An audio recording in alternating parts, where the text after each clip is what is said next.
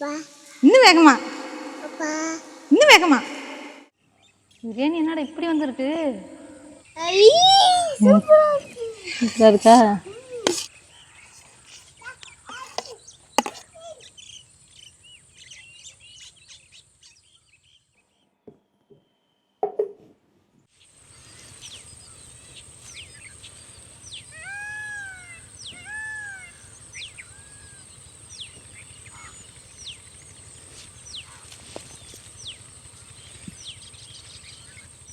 இந்த 2 வாரமா ஹாஸ்பிட்டலுக்கும் அங்கேயும் இங்கேயும் அலைஞ்சதுனால கொள்ளைய கவனிக்காம ரொம்ப மோசமா போயிட்டு. அதுவும் இல்லாம இந்த பாத்திரம்லாம் வாங்கினோம் பார்த்தீங்களா, இதெல்லாம் வாங்கின அன்னைக்கு கவுத்தது தான். அது அப்படியே வச்சுட்டேன். இதை க்ளீன் பண்ணி கூட வைக்கல.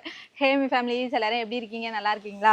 வெயிலுக்கு வந்துட்டு தண்ணி பிடிச்சி வைக்கணும் அப்படிங்கிறதுக்காக தான் இந்த மண் பீப்பை வாங்கினேன். ஆனால் இது வரைக்கும் தண்ணி பிடிச்சி வைக்கல, கழுவவே இல்லை. அதுக்கப்புறம் அன்னைக்கு ஒரு ஷார்ட்ஸ் போட்டேன் பாருங்க, அவ்வளோதான். அதுக்கப்புறம் இதெல்லாம் எங்கே எடுத்து வைக்கிறது? நான் அலைஞ்சதே பெரிய போராட்டமாக இருந்துச்சு. இதை கவனிக்காமல் அப்படியே கிச்சன்லாம் ஒரு மாதிரி இருந்துச்சு. அப்புறம் நேற்று ஈவினிங் தான் வந்துட்டு எல்லாத்தையும் க்ளீன் பண்ணிட்டு இதுலேயும் வந்துட்டு உப்பு மஞ்சத்தூள்லாம் போட்டு நைட்டே ஊற வச்சுருந்தேன். இப்போ தான் கழுவுறேன். சரி இன்னைக்காச்சும் தண்ணி பிடிச்சி வைப்போன்னு. இன்றைக்கி தான் விடிவு மோசம் பிறந்திருக்கு அதுக்கு தண்ணி பிடிக்கிறதுக்கு. இதில் தண்ணி குடித்தா நல்லாயிருக்கும். நான் பானையில் தான் பிடிச்சி வச்சுருந்தேன். பானையில் பிடிச்சி வைக்கும்போது தண்ணி மொண்டு மொண்டு குடிக்கணும். இதுனா வச்சிங்களேன் தண்ணியை திறந்து அழகாக குடிச்சிக்கலாம். அதுக்காக தான் இது மெயினாக வாங்கினேன். அது இல்லாமல் வெய்ய விட்டு மண்டையை பொழக்குதுங்க. ஆமாம், இன்னைக்கு போக முடியல அந்த அளவுக்கு. காலையில் ஒரு தூத்தல் தூர்ந்துச்சு, அவ்வளோதான். அதுக்கப்புறம் கம்முன்னு இருந்துச்சு. இப்போ இன்னைக்கு பார்த்தீங்கன்னா 7 மணிக்கு வெயில் வந்துருச்சு. அதான் வெயில் காலம். எப்போ மழை பெய்யும் எப்போ வெயில் வரும் தெரியாது.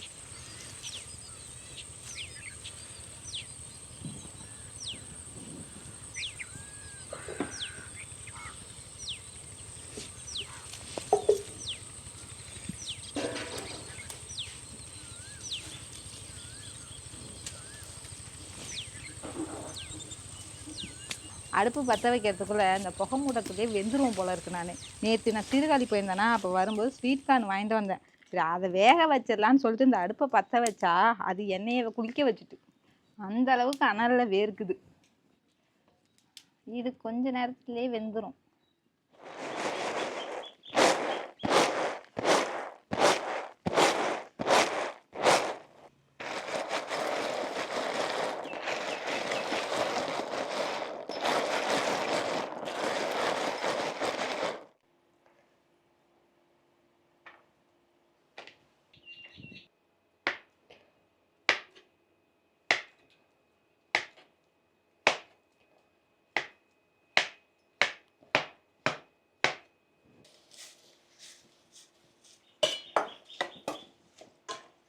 பால் கூட அவுள் சேர்த்துட்டு அது கூட நட்ஸ் அப்படியே சேர்த்துக்காண்டி தான். அது கூட செவ்வாழைப்பழம். இதை சாப்பிட்டுட்டு எனக்கு இன்னைக்கு நிறைய வேலை இருக்கு. இதோ இது தரேன், அவ்வளோதான், முடிஞ்சிடுச்சு.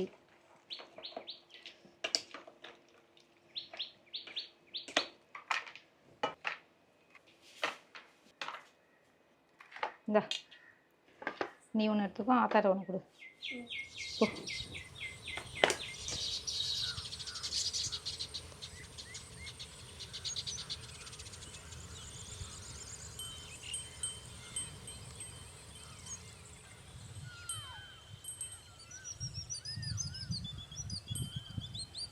வாடி, அதுவும் அண்ணன் கூப்பிடும் போது எனக்கு செம காமெடியா இருக்கும். வாடி செல்லோ, ஹாய் சொல்லு, ஹாய் ஹாய் ஹாய். எல்லாரும் எப்படி இருக்கீங்க?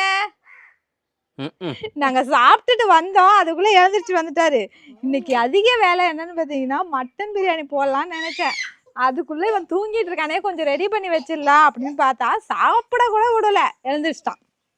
அவனுக்கு கொஞ்சம் இப்போ சாப்பாடு ஊட்டிட்டு கஞ்சி சாதம் அந்த பூண்டுலாம் போட்டு வச்சுருந்தானா அவனுக்கு சாதம் கொடுத்துட்டு இப்போ தான் வந்து மட்டன் பிரியாணி போகிறதுக்கு தான் எல்லாத்தையும் ரெடி பண்ணிக்கிட்டு இருக்கேன்.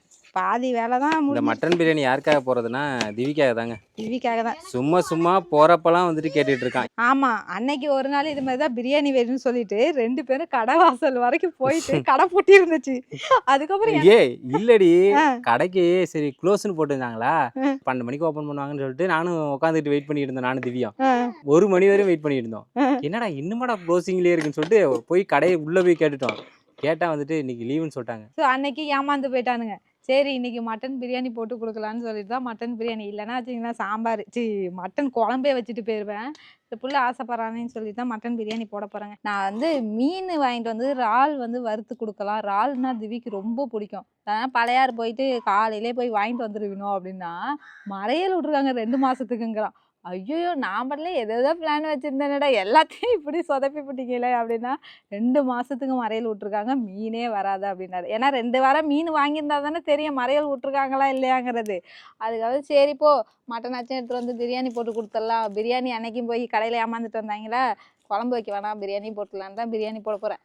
நான் அங்கே தான் போடலான்னு நினச்சேன். சரி பிரியாணின்னாலே வந்து வெளியில் போட்டது, அதுவும் இந்த அடுப்பில் போட்டால் தான் எனக்கு வந்துட்டு ஒரு திருப்தியாக இருக்கும், ஒரு ஃப்ரீயாக போட்ட மாதிரி இருக்கும். சரின்னு சொல்லிட்டு தான் வெளியிலேயே கொண்டு வந்து போடுறதுக்கு தான் எல்லாத்தையும் ரெடி பண்ணி இங்கேயே எடுத்துகிட்டு வந்துட்டேன். ஆனால் ஒன்று, இந்த கடையெல்லாம் வச்சுருக்காங்க பார்த்தீங்களா, அதுவும் ஜூஸ் கடை வச்சுருக்காங்க பார்த்தீங்களா, அவங்கெல்லாம் வந்துட்டு கையெடுத்து கும்பிடணும் அவங்களெல்லாம். அவங்கெல்லாம் எப்படி தான் அது ரன் பண்ணுறாங்களோ தெரியல, அவ்வளோ கஷ்டமாக இருக்கும். ஏன்னா ஒரு தக்காளி அரிஞ்சா போடும், வந்து அப்படியே முச்சிக்குது, எதை எடுத்தாலும் அப்படியே வந்து முச்சிக்குது. இந்த கடையெல்லாம் எப்படி தான் வியாபாரம் ஆகுதுன்னு தெரியல. ஏன்னா நிறைய கடையில் நம்மளே பார்த்துட்டு போவோம். இந்த கரும்பு ஜூஸ் கடையிலலாம் பார்த்தீங்கன்னா வச்சுங்களேன், அப்படியே நிற்கும். ஐயோ எவ்வளோ நிற்கிது பாரு அப்படின்னு சொல்லிட்டு அதை வாங்காமல் கூட ஒரு சிலர் போவாங்க. அது மாதிரிலாம் இருக்குது. இத்தனோண்டு தக்காளிக்கே இப்படி முக்கியதுன்னா அப்படின்னா அந்த இடத்துலலாம் எவ்வளோ இருக்கும். சரி இந்த ஈக்களுக்கு ஒரு வழியே இல்லை.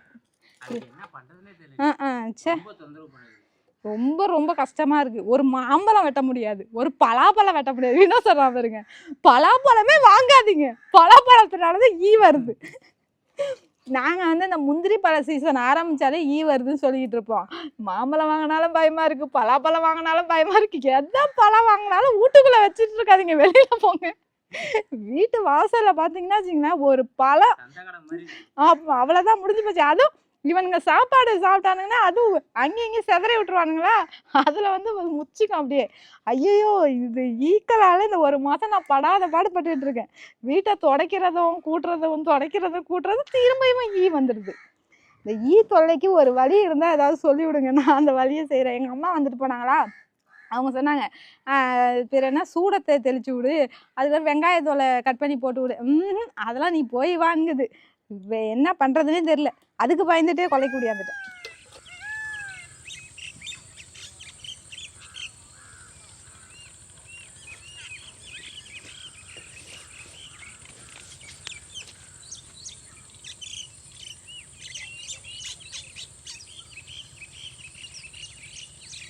எண்ணெயும் நெய்யும் நல்லா சூடாகிடுச்சு. அப்படியே பட்டை கிராம்பு ஏலக்காய் எல்லாத்தையும் அப்படியே சேர்த்துக்கிறேன். அப்படியே இந்த வெங்காயத்தையும் போட்டு வதக்கிட்டு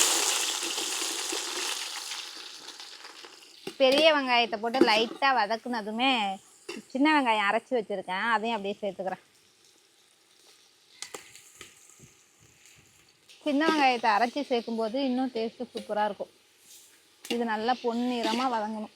இந்த பிரியாணி கொண்டான் சின்னது, இதை விட பெருசில் தான் ஃபஸ்ட்டுலாம் போடுவேன். ஃபஸ்ட்டு விலாக் பார்க்கும்போது தான் தெரியும், அந்த சந்துலலாம் நான் பிரியாணி போடுவேன். தாளிச்சா செய்யும்போதும் சரி, நெய் சாதம் செய்யும்போதெல்லாம் பெரிய பிரியாணி குண்டான்லாம் தான் போடுவேன். அதுக்கப்புறம் அத்தை வந்து ஏன் அம்மா பெருசு, நம்ம வீட்டில் 7 பேருக்கு ஏன் அவ்வளோ பெருசு அப்படின்னு சொல்லிட்டு தான் சின்ன பிரியாணி குண்டா வாங்கினாங்க. இது இருக்கிறதுனால அடிக்கடி போடுறேன். இல்லைன்னா ஞாபகம் இருக்கா, அம்மா பிரியாணி. ஆமாம், விஜய் தான் வந்து பிரியாணி வந்து குளுக்கிறதுக்கு வரும், இவர் வந்து தம் போடுறதுக்கு. யாராவது ஹெல்ப் இல்லாமல் நான் பண்ணவே மாட்டேன். அதுவும் இல்லாமல் வினோ வந்து வெளில போயிட்டானா வச்சிங்களேன், நான் பிரியாணியே போட மாட்டேன். ஏன்னா வினோ இருந்தால் தான் வந்து அந்த பிரியாணிக்கு ஒரு டேஸ்ட்டு, அதனால போட மாட்டான். ஆமாம், நீ இருந்து ஹெல்ப் பண்ணாதான். பல வருஷத்துக்கு அப்புறம் போட்டு கொடுக்குறாங்க எனக்கு பிரியாணி. இன்னும் வந்துட்டு மட்டன் பிரியாணி போடுன்னு நிறையா தடவை சொல்லியிருக்கான். ஒரு தடவை வந்துட்டு ஹைதராபாத் பிரியாணி போட்டு கொடுத்துருக்கேன். ஆனால் வந்து நார்மலாக மட்டன் பிரியாணி தம் பிரியாணி போட்டு கொடுத்ததே இல்லை. கேட்டுக்கிட்டு தான் இருவேன். சிக்கன்னா வச்சுங்களேன், வாங்கிட்டு வரது டக்குன்னு போட்டு முடிச்சுட்டு போயிடுவோம். மட்டன் வேகும் வெந்துக்கிட்டே இருக்கும், அது நல்லா சாஃப்டாக ஆகணும். என் திவிலாம் சாப்பிட்றான் இல்லையா, அதனாலே திவி சாப்பிடக்கூடாது. 2 வயசுக்கு மேலே இப்பயுமே கொடுக்கலாம், நல்லா மசிச்சு நல்லா இது பண்ணி கொடுக்கலாம். ஆனால் இப்போ அவனுக்கு உடம்பு சரியில்லைல, அதனால அது வேணாம். நல்லா வேகமா, இன்னும் வேகமா, இன்னும் வேகமா. அப்பா கூப்பிட மாட்டியா அப்பாவை? அப்பா ஆப்பா அப்பா அப்பாவை கூப்பிட மாட்டியா? அப்பா உங்களுக்கு அங்கே தறி கொடுக்காதே வீட்டுக்குள்ள. ஆ மெத்தியில போட்ட பத்தியா? யாருக்கே? அவருக்கு தான். ஏன் அப்பா அம்மாவோட போட்டு எடுத்து வச்சுக்கிறேன். என்னது அம்முனியா? ஹாய் சொல்லு. ஹாய், எப்படி இருக்கீங்க? வணக்கம் சொல்லு. வணக்கம். வணக்கம் சொல்லு. வணக்கம். வணக்கம் சொல்லு. சொல்லு. கை வணக்கம். நீ என்ன பண்ற? எந்திரவா அப்படிங்கிறான். சொல்ல மாட்டியா? திவி. திவி கூப்பிடு. திவி நவரு. திவி நவர் சொல்லு. நவரு இந்திரவாமா. திவி நவர்றான்னு சொல்லு. அடிக்குது வெயில்ல. திவி நவர்றான்னு சொல்லு. ஆனா திவியை வந்து சூப்பரா கூப்பிடுவாங்க. திவி திவி அப்படிங்கம்மா. விஜய் பேரு நல்லா அழகா. விஜய் சூப்பரா. அவன் 2 பேரும் சூப்பரா கூப்பிடுறான். 2 பேரும் ஒரே மாதிரி இருக்காங்க. விஜய் வந்துட்டான் பாரு. விஜய் கூப்பிடு. விஜய் வந்துட்டான் பாரு, கூப்பிடு. அவனுக்கு தெரியும் பைக் சவுண்டு கேட்டா யார் வரா, எந்த சவுண்டு கேட்டா யார் வருவான்னு தெரியும். இப்ப போய் சொன்னீங்கன்னா கேட்பானா? அப்படியே இது கூட இஞ்சி பூண்டு பேஸ்ட் போட்டு நல்லா வதக்கிப்போம். நம்ம பேசிக்கிட்டே இருந்ததுனால வந்துட்டு அடி பிடிக்க வச்சுட்டாங்க திவி. இல்ல இந்த கலர் தான் வரணும். இந்த கலர் தானா? என்னது தரணும்? சமைச்சாதான் சாப்பிடலாம். வந்துட்டான் பாருங்க. இவனுக்காக தாங்க மெயின் இந்த மட்டன் பிரியாணியை. எப்போ பார்த்தாலும் போகிற இடத்துலாம் அப்பா பிரியாணி வாங்கி கொடு, பிரியாணி வாங்கி கொடு. மட்டனை நல்லா வதக்கிட்டேன். இப்போ அரைச்சி வச்ச தக்காளியை அது கூட சேர்த்துக்க போகிறேன். தக்காளி, அது கூட கொஞ்சமாக கொத்தமல்லி, கொஞ்சம் புதினா, பச்சை மிளகாய்.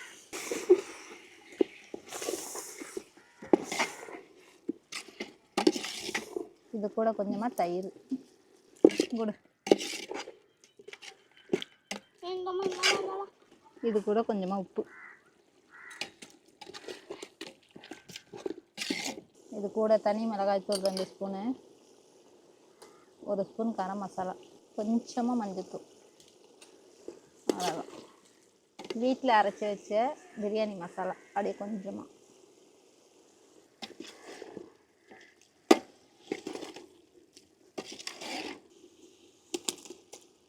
இந்த மட்டன் நல்லா வேகணும், அதுக்காக கொஞ்சமாக தண்ணி ஊற்றி வேக வச்சுக்குவோம்.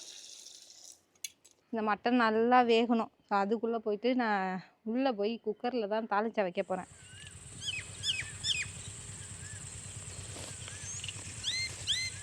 மட்டன் நல்லா வெந்துருச்சு. இப்போ நம்ம தேவையான அளவு தண்ணி, 1 டம்ளர் அரிசிக்கு 1.5 டம்ளர் தண்ணி அளவில் எடுத்துருக்கேன். கழுவி ஊற வச்ச அரிசி இதை அப்படியே போட்டுருவோம்.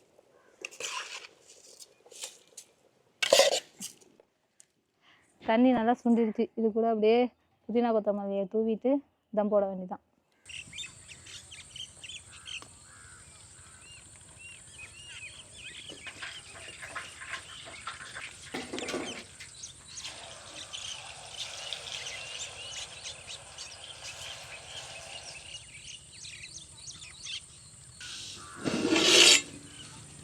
பிரியாணி என்னடா இப்படி வந்திருக்கு? எப்படி வந்திருக்கு பாருங்க.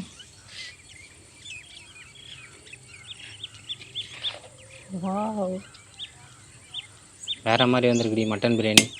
அவ்வளோதான், பிரியாணி ரெடி ஆயிடுச்சு. எல்லாரும் ரொம்ப பசியில் இருக்கும். போய் சாப்பிடுமா? தாளிச்சா வச்சுட்டேன், 65 போட்டுட்டேன், முட்டை வேக வச்சுட்டேன். சாப்பிட வேண்டியதான். இருக்கா?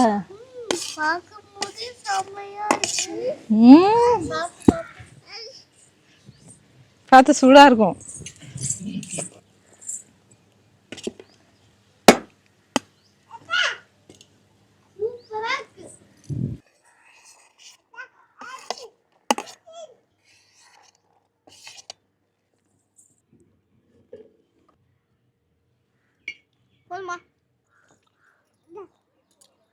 திவி சொன்னானா தாளிச்சாதாமா அப்படின்னு சொன்னான். இவன் உடனே எதையோ சாப்பிட்டுட்டு ஏதோ கையா இப்படி இப்படி ஆட்டுறாரு சாரு. இது எப்படி தாங்க இருக்கு? நல்லா இருக்கா? இங்க பாரு கை வர்றத. நீ எப்படி இருக்கீங்க? சூப்பரா இருக்கு, சூப்பரா இருக்கு. எப்படி இருக்கு? சூப்பரா.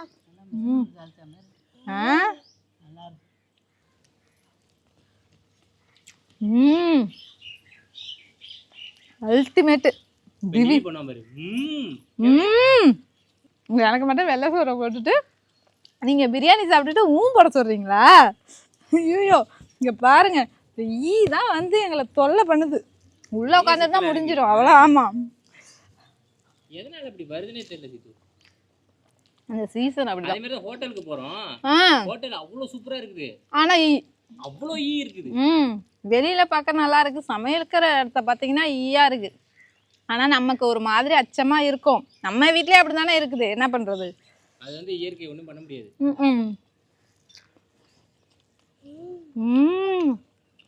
இவருக்கு வந்து காலையில வச்ச கஞ்சி சாதம் அப்புறம் முட்டை ஒயிட் மட்டும் கொடுக்கலாம், அதை மட்டும் கொடுத்துருக்கேன், வெள்ளைக்கருவு மட்டும். ஐயோ கொஞ்சம் கொஞ்சமா தாங்க. மட்டனை ரொம்ப நேரம் வேக வச்ச, நல்லா வேகணும் அப்படின்னு சொல்லிட்டு கொஞ்சம் கொஞ்சம் அந்த இதெல்லாம் வானத்தெல்லாம் பார்த்துட்டு அந்த காத்து ஓட்டத்தோட சாப்பிட்டேன்னா சூப்பரா இருக்கும். ஆனா நிவி வந்துட்டு சாப்பிட இது மாதிரி உட்காந்துட்டோன்னா வச்சுங்களேன், ரொம்ப டிஸ்டர்பன்ஸ் பண்ண மாட்டான். ஹோட்டலுக்கே இப்போலாம் போனாலுமே அவனுக்கு ஏதாவது ஒரு இதில் வச்சுட்டோன்னா வச்சுங்களேன், அது மாதிரியே டீசெண்டாக அப்படியே சாப்பிட்டுட்டு இருப்பாரு. வெறி வந்துட்டுன்னா அப்புறம் வச்சு தள்ளிடுவான் அந்த இடத்துல நம்மளை. நான் கூட நினச்சேன் மட்டன் பிரியாணி எப்படி வருமோ அப்படின்னு சொல்லிட்டு, ஆனால் பக்காவாக வந்திருக்கு இல்லை என்னங்க? காலையில் இந்த கொஞ்சோண்டு இதில் பாலில் போட்டு அந்த ஃப்ரூட்ஸை சாப்பிட்டோம் பார்த்தீங்களா, அவ்வளோதான் சாப்பாடு. அதுக்கப்புறம் மட்டன் பிரியாணி எப்போ போடுவோன்னு நான் போடுறேன், எனக்கே ஆவலாக இருக்குது. ஐயோ எப்பாடா போட்டு எடுத்து சாப்பிடுவோம் அப்படின்னு இருந்துச்சு. ஒரு வழியா மட்டன் பிரியாணி போட்டு எடுத்து சாப்பிட்டாச்சுங்க. நீ பேசுனது போதும், சாப்பிடுமா, நான் பாய் சொல்லிக்கிறேன். ஓகேங்க, நம்ம அடுத்த விழாவில் பார்க்கலாம். பாய்.